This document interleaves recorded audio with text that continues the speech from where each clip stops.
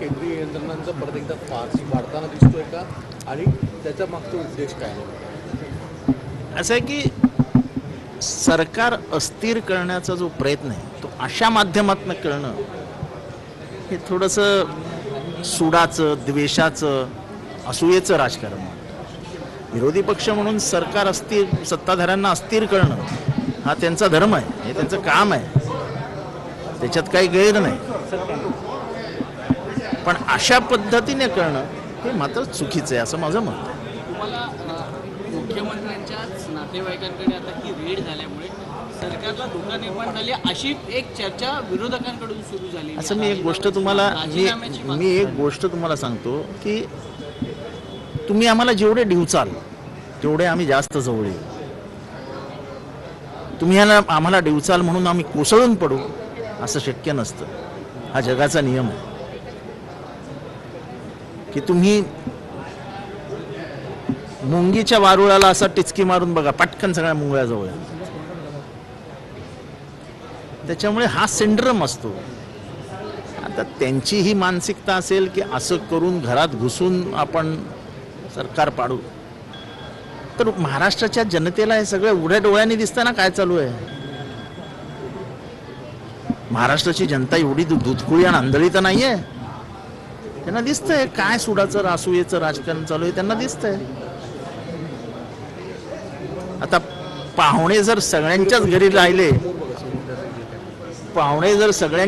राहायला लागले तर महाविकास आघाडीतर्फे आता सगळ्यांच्या घरी पोहे वगैरे, पोहे, चिवडा, शेव याची सोय करून ठेवली पाहिजे. आता पण कुठेतरी एक्सपोज करण्याचं काम सुरू झालं असं तुम्हाला वाटत नाही? काय असं आहे की राऊत झाले, प्रताप सरनाईक झाले, अडसूळ झाले, रवींद्र वायकर झाले, अनिल परब झाले, अनिल देशमुख झाले, नवाब मलिक झाले, एक एक मोहरा किंवा एक एक नेत्याला एक्सपोज करण्याचा प्रयत्न होता असं तुम्हाला नाही वाटत? काय एक्सपोज केलं तुम्ही?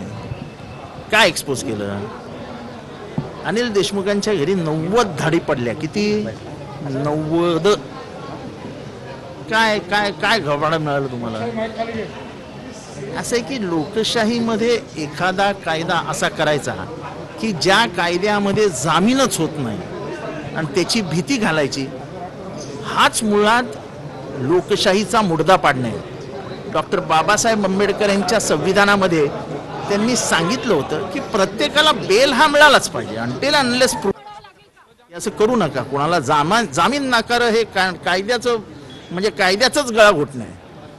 तर ते नरिमनचं जजमेंट पण बदलण्यात आलं. म्हणजे आता जवळजवळ 200 जणांची ह्याच्या विरोधातली याचिका सुप्रीम कोर्टात चालू आहे. खरं तुम्ही पत्रकारांनी त्या याचिकेची माहिती घ्यायला पाहिजे की काय चालू आहे सुप्रीम कोर्टामध्ये. पण मला वाटतं की एकंदरीतच हे सगळं महाराष्ट्राच्या जनतेला, महाराष्ट्राची जनता उघड्या डोळ्यांनी बघते. त्यांना त्याच्यातलं खरं काय, बरं काय, का करतायत हे सगळं महाराष्ट्राच्या सुज्ञ जनतेला समजतंय. साहेब, पण यातली जी कारवाई केलेली आहे त्या कंपनीमध्ये स्वतः रश्मी ठाकरे एक डायरेक्टर असल्याचं समोर उघड होताना दिसतंय. एक प्रॉपर्टी 6.5 कोटीची अजून नवीन प्रकरणं, म्हणजे थेट मुख्यमंत्र्यांच्या पत्नी सुद्धा कुठेतरी याच्यामध्ये सहभागी, त्यांची कंपनी. असं आहे की ती धाड कोणी टाकली आहे? तर त्याच्यात काय त्यांच्याकडे आहे, मनी लॉन्ड्रिंग काय आहे हे मला तर काय माहीत नाही. पण एकंदरीतच हे जे सुडाचं राजकारण आहे हे महाराष्ट्राने कधीही बघितलेलं नाही, कधीही नाही. मी आज जाहीरपणाने सांगतो की माननीय प्रमोद महाजन यांचा फॉर्म भरताना राज्यसभेचा ते एकदा चुकले होते. त्यांनी ती येऊन गोष्ट पवार साहेबांना सांगितली कॉन्फिडेन्शियली की साहेब अशी चूक झाली आहे. दोघांमध्ये काय वार्तालाप झाला तुम्हाला माहीत नाही. पण सकाळी जेव्हा तो फॉर्म बाहेर पडला आणि चेकिंगला गेला तेव्हा तो परफेक्ट होता. फॉर्ममध्ये कुठलीही चूक नव्हती. ही महाराष्ट्राची राजकीय संस्कृती आहे.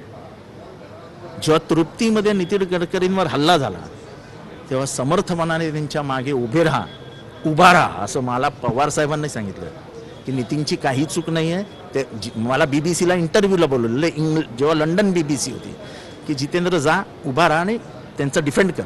मला रात्री 11:30 वाजता प्रमोद गडकरींचा नितीन गडकरींचा फोन आला की जितेंद्र तू जे डिफेंड केलंस तसं डिफेंड आजपर्यंत माझ्या सहकाऱ्यांनीही केलं नाही. ही महाराष्ट्राची संस्कृती होती. ही संस्कृती मला वाटतं खतम होते. आणि महाविकास आघाडीकडनं पण तसंच तसं उत्तर दिलं जाईल. ओके. मला महात्मा गांधींचं एक विधान आठवतं आणि ते तुम्ही सगळ्यांनी दाखवा. An eye for an eye. An eye for an eye will make the whole world bind. त्यांनी केलं मी केलं, मी केलं त्यांनी केलं, त्यांनी केलं मी केलं, सगळ्यांचा अंत होईल याच्यात. तेव्हा हे जे चाललंय ते उघड्या डोळ्यांनी बघायचं. आपली बायका मुलं अडकणार नाहीत याची काळजी घ्यायची किंवा त्यांना कुठेतरी लांब पाठवून द्यायचं आणि महाराष्ट्रात राजकारण करायचं. असे दिवस आता महाराष्ट्रात आले. थँक्यू.